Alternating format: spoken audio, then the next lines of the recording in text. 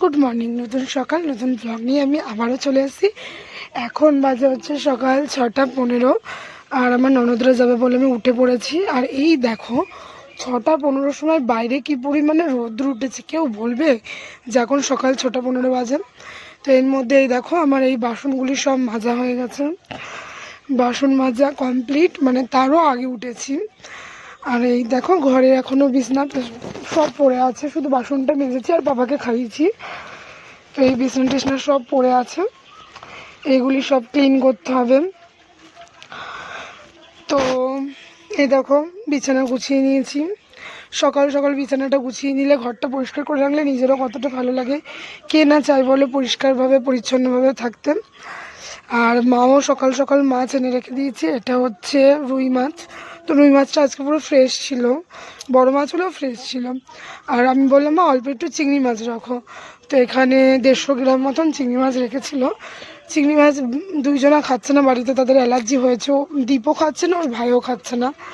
আর এই রুই মাছ। তো এবার আমি মাছটাকে ধোবো। সকাল সকাল মাছটাকে ধুয়ে নুন হলুদ মাখিয়ে রাখলে মাছটাও ভালো থাকবে, যা গরম পড়েছে। আর এই মাছের মাথার উপরে যে সুর আছে না, এগুলি আমি রেখে দিই।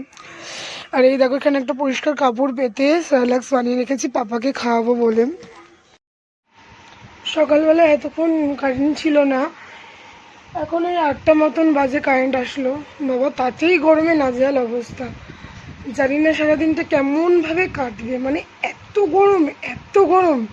মানে সকালবেলা অলরেডি একবার স্নান হয়ে গেছে, সারাদিনে কতবার যে স্নান হবে, কতবার যে ফ্রেশ হতে হবে, মানে গরমে নাজেহাল অবস্থা। মানে এখন 8টা বাজেনি, মানে বাজবে, তাই রোদ্দুরে টিকা যাচ্ছে না। তাহলে সারাদিনটা তো পড়ে আছে, কি করে যে কাটবে ভগবান জানেন। এদিকে দেখো আমার শাশুড়ি পাপাকে কেমনভাবে টিপ পরিয়েছে, একা বেকা তারা লম্বা, মানে ওই এত নড়েচড়ে না, ওকে টিপ পরানো খুব ডিফিকাল্ট হয়ে ওঠে। তো ইনি ঘুমাবে না, ইনি ফুল অন ঢেকে থাকবে। তো বিছনা তোলা হলো, বাসন মাজা হলো, মাছ ধোয়া হলো, তোমরা তো দেখলাম। এখনও দেখবা কত জামা কাপড় আছে কাচতে হবে। ও স্নান করার জল রোদ্রে দেওয়া হয়ে গেছে, ঘর মুছতে হবে। বেলা হলে না রোদ্দুরে আর কাজ করা যায় না। সকাল সকাল যে কাজগুলি করবো তাতেও শান্তি নয়, দেখো চিল্লাচ্ছে। ওর কথা, ওর কাছে 24 আওয়ার্স বসে থাকতে হবে, সম্ভব বলো? ঘর মোছার জল আর এই যে জামা কাপড়, যেহেতু ওকে ধরতে হতে পারে তার জন্য স্ট্যান্ড দিয়ে ঘর মুছবো, হাতটা নোংরা করবো না, কারণ হাত নোংরা হলে সচরাচর ওকে ধরতে পারবো না। এই যে খাচ্ছে, এখন বেলা 9:30 বেজে গেছে, এখনও পর্যন্ত বাসি জামা কাপড় পরে আছে। ঘর মুছেছিলাম, এর মধ্যে ভাই আসলো, ভাইকে ডিমের আমলেট করে ভাত দিলাম খেতে। তো ভাই বললো আমি ওকে নিচ্ছি, তুমিও খেয়ে নাও। তো খেয়ে নিয়েছি। ভাবো এত পরিমাণে ঘামছি, দেখো জাস্ট মুখটা আর গলার এইখানটা দেখো ট্যান পড়ে জাস্ট কালো হয়ে গেছে। তো বাবা ঘুমিয়ে পড়েছে। এই দেখো গরমে মাথায় আষ্টে পিষ্টে তেল দিয়েছি, এখন অ্যালোভেরা জেল দেবো, দিয়ে 2 ঘন্টা মতন রেখে 2 ঘন্টা পরে শ্যাম্পু করবো। কালকে পুজো দিতে যাবো, এরকম তেল দিয়ে তো যাওয়া যাবে না। আর না চাইতেই যদি কোনো গিফট পাওয়া যায় কেমন ভালো লাগে বলো।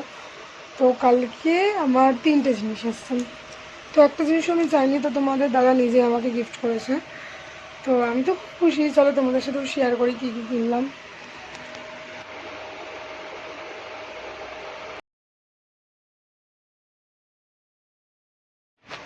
তো এই দেখো, দেখানো যাচ্ছে না খাবারটার জন্য পড়েছি,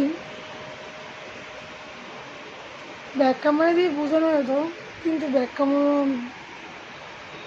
করতে পারছি না। তো এই হচ্ছে পিঙ্কটা,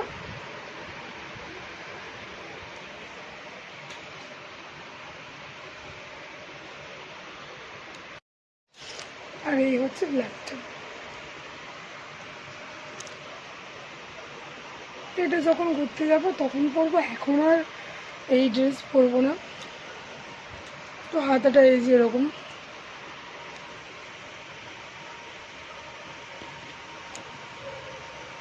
এটা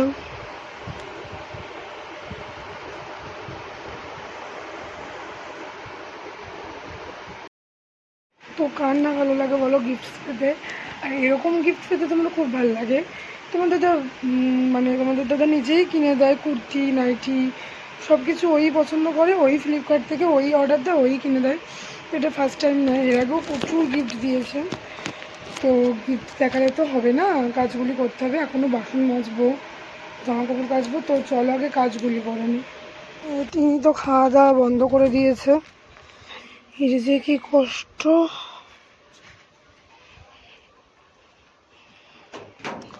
একে একটু ছাওয়ায় নিয়ে যেতে হবে।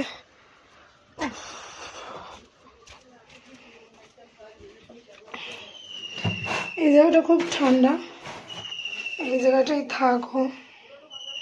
আর এই দেখো জামা কাপড়, আর এই যে বাসন। তো বেলা 11টা বাজে এখন। এই দেখো সকালে জামা কাপড় মানে কাচলাম। পাপা এত জ্বালাচ্ছিল, ঘুমাচ্ছিল না, তার জন্য জামা কাপড় কিছু কাচা হয়নি। আর এই দেখো কত জামা কাপড় কেচেছি, তাও আজকে তোমার দাদার জামা কাপড় কাচনি। দাদার জামা কাপড় কাচলে এর থেকেও বেশি জামা কাপড় আমার প্রত্যেক দিন কাচতে হয়। পাপার নিয়ে আমার নিয়ে টোটাল দেখো কত জামা কাপড় কাচতে হয়েছে।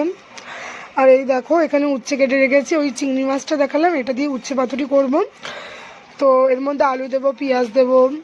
এই দেখো আলু পেঁয়াজ চিংড়ি মাছ এটা দিয়ে উচ্ছে পাতুরি করব। আর এটা ডালের আম কেটে রেখেছি, কাঁচা আম। আর এটা হচ্ছে মাছের আলু। আর এইখানে এই দেখো আমি মাথায় পুরো অ্যালোভেরা জেল দিয়েছি, যাতে শ্যাম্পু করব। চুলে প্রচণ্ড হেয়ার ফল হচ্ছে আর চুলটা ড্রাই হয়ে গেছে, তার জন্য অ্যালোভেরা জেল লাগালাম। এই দেখো যে অ্যালোভেরা জেলটা আমি এর আগেও ভিডিওতে দেখিয়েছি, এটাই আমি ইউজ করি। এই 1.5 ঘন্টা পর স্নান করবো, 1.5 ঘন্টা ধরে এটা মাথায় অ্যাবজর্ব হবে। আর এই এত গরম পড়েছে, এত গরম পড়েছে, তার জন্য ফ্রিজের মধ্যে দেখো ডিপ ফ্রিজে জল রেখেছি, যাতে মিশিয়ে নিতে পারি। আর আমরা সেরকমভাবে ফ্রিজে কিছু ইউজ করি না, কারণ আমাদের বাড়ির কাছেই বাজার, তার জন্য ফ্রিজে কিছুই রাখা হয় না। আর এই দেখো এখন বাজে বেলা 12:30, এখন এই রোদ্দুরের মধ্যে আমাকে এখন দোকানে যেতে হবে। আর এই বেদানাটা রেখেছি পাপার জন্যে। তো এটা এই স্মাচ বোল কিনেছিলাম, এই দেখো এরকম করে করে জুস করে নিই, তাহলে এটাতে ইজিলি জুস করা যায়, ভাত স্ম্যাশ করা যায়, অনেক কিছু করা যায়। এটা খুব মানে হেল্পফুল জিনিস। আমি এটা দিয়ে সবসময় ওকে বেদানা রসটা করে খাওয়াই, তাতে ইজিলি হয়ে যায়। দেখো এটা দিয়ে দিয়ে এরকম ব্লেন্ড করব, আর কি সুন্দর রসটা বেরিয়ে যাবে। এই গরমে ছেলে যা খাচ্ছে, আবার বমি শুরু করে দিয়েছে। যা খাওয়ালাম খিচুড়ি মিচুড়ি সব বমি করেছে। মাথা ঘষেছি, শ্যাম্পু করেছি। আর এই যে মন্দিরে যে দেবো। তো এই হচ্ছে আমাদের সিম্পল আজকে লাঞ্চের মেনু। চিংড়ি মাছ দিয়ে উচ্ছে পাতুরি, মুসুরির ডাল আম দিয়ে, নিচে ডালটা পড়ে আছে আর দেখালাম না। আর নর্মালি রুই মাছের আলু দিয়ে ঝোল, ব্যাস এইটুকুনি আজকে আমাদের লাঞ্চ। তো দুপুরবেলা ভ্লগটার কন্টিনিউ করা হয়নি, বাবা ঘুমিয়ে পড়েছিল, তো তার জন্য আমরাও ঘুমিয়ে পড়েছিলাম। তো তার জন্য ভ্লগটার কন্টিনিউ করিনি। এখন বাজে বিকাল 5টা। এখন এই পাপার জন্য একটু সুজি করলাম, সন্ধ্যাবেলায় ব্রেকফাস্ট হিসেবেও আমি সুজিটাই দিই। তো সুজি করলাম, ফিডার দিলাম। তো এখন আছে আর একটা কাজ, এই যে ব্লাউজটা ফিটিংস করতে দেবো। কালকে পুজো দিতে যাব, তোমাদের বারবার বললাম কালকে অনেক দূরে পুজো দিতে যাবো, মাঝের গ্রামে। আমি, তোমার দাদা আর একজন যার কথা আছে, জানি না যাবে কিনা। আর পাপা তো অলরেডি আমাদের সাথে যাবে। তো আর একটা জিনিস দেখাচ্ছি, এই দেখো অ্যালোভেরা জেল দিয়ে শ্যাম্পু করেছিলাম। আমি নর্মাল সানসিল্ক পিঙ্কটা ইউজ করি, আর শীতে করা হয়নি। আর লিভনের একটা হেয়ার সিরাম দিয়েছিলাম, দেখো জাস্ট চুলটা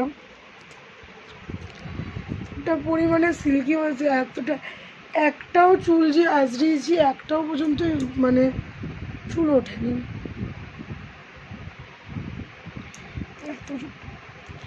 এই ভিডিওটা তোমাকে পরে একদিন আমরা মানে শুধু আমি বানিয়ে দেবো হেয়ার কেয়ারের কী কী করেছি, কী কী লিভন দিয়েছি, আর একটা জিনিসও দিয়েছি, তো ওটা অ্যাড করিনি। এটার সাথে হানিও অ্যাড করা যায়, তো কি করে কি করব আর একদিন তোমাদের আমি অবশ্যই দেবো ভিডিওটা। দেখো চুলটা কি সিল্কি হয়ে গেছে। তো আর একটা কথা না বললেই নয়, যারা আমার ভিডিও দেখো বাট আমার চ্যানেলে নতুন বাট আমার চ্যানেলটা সাবস্ক্রাইব করোনি, তারা প্লিজ আমার চ্যানেলটা সাবস্ক্রাইব করে দিয়ে ভিডিওটা লাইক করো, কমেন্ট করো, শেয়ার করো, পাশে থাকো, সঙ্গে থেকো। তোমাদের একটা লাইক আমাকে অনেকটা পর্যন্ত এগিয়ে মানে নতুন ভিডিও বানানোর জন্য মোটিভেট করে। তো প্লিজ সব পাশে থেকো, সঙ্গে থেকো, ভিডিও দেখো। আর প্রত্যেক দিন কমেন্ট করো। তোমরা যদি কমেন্ট করো আমার খুব ভালো লাগে। আমি হয়তো সব কমেন্টের রিপ্লাই দিতে পারি না, আর অবশ্যই চেষ্টা করি। আর যারা যারা আমার চ্যানেলে নতুন আছে তারা প্লিজ আমার চ্যানেলটাকে সাবস্ক্রাইব করে আস্তে আস্তে আমার পরিবারটা বড় করো।